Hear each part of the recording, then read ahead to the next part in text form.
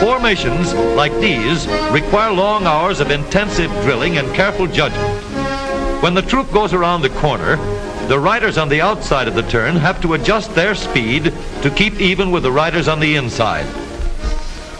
The man on the outside has to ride a lot farther and a lot faster in order to keep up with the parade.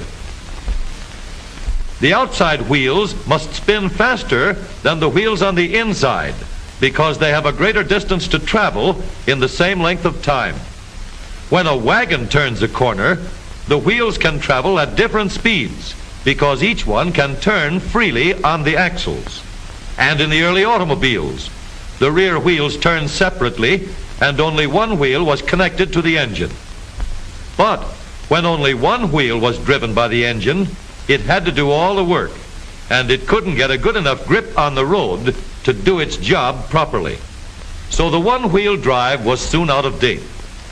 But if two wheels are locked on an axle so that they are not free to turn separately, one or the other has to slide. So engineers had to find a way to connect both rear wheels to the engine without sliding and slipping on turns. The device which makes this possible is a part of the rear axle. It is called the differential because it can drive the rear wheels at different speeds. The differential looks complicated, but once we understand its principle, it is amazingly simple. These two wheels are mounted on separate axles and supported by a frame so that they can revolve freely at different speeds. Let's fasten a spoke on the inner end of each axle so that by turning the spokes, we can turn each wheel separately. With a bar or crosspiece, we can turn both wheels in the same direction at the same rate of speed. Let's get something to hold this bar in place so that it will press against the spokes. Notice that this support is not locked to the axle. It turns freely. Now we can spin the wheels by rotating the support. This is fine as long as both wheels are able to turn at the same speed. But let's see what happens when we go around the corner. With this arrangement, we cannot drive one wheel faster than the other. And if we stop one wheel, the other wheel won't budge. Let's put this bar on a pivot so that it can swing in either direction.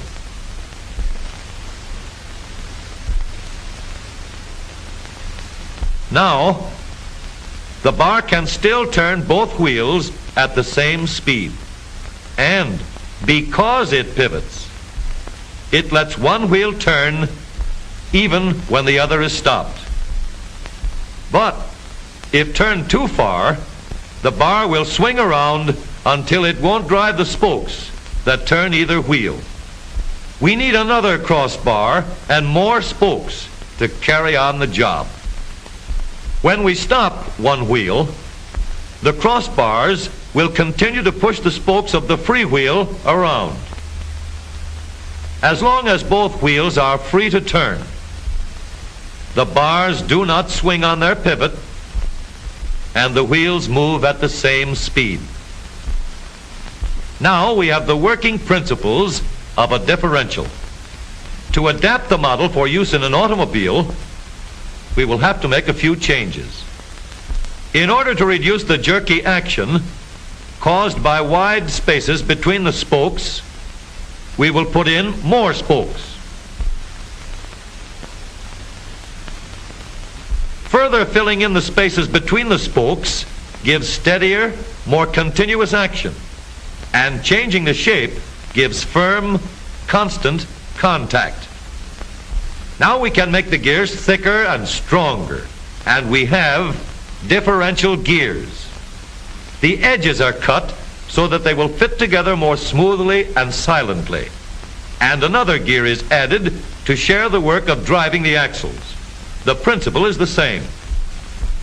In order to turn the support and drive the wheels, we can fasten a large gear here, connected by a smaller gear to a source of power.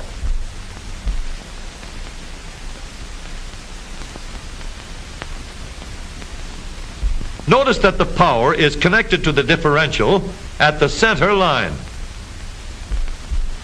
We can make our model more compact by moving the gears closer together. When we put our differential in an automobile, we have to leave room for the drive shaft, which carries the power from the engine. We may build the floor of the car above the drive shaft. But if we do, we won't have much room inside unless we make the top of the car high too. Of course, we could lower the floor and ceiling, but the drive shaft would be higher than the floor. This would have disadvantages. A shaft in the middle of the floor of an automobile would be inconvenient for passengers and would be awkward for carrying luggage. Today, engineers have found a way to make the car roomier and closer to the road without a clumsy shaft above the floor. The drive shaft from the engine to the differential is lowered out of the way, and the drive shaft is connected to the rear axle at the bottom. The new low center drive makes the rear axle quieter, stronger, and more durable because it gives better, smoother contact between the gears. The automobile of today with the low center drive is stronger and more rugged. Every part of the rear axle has been built to withstand strains far greater than it will ever meet on the straightaway or around the corner.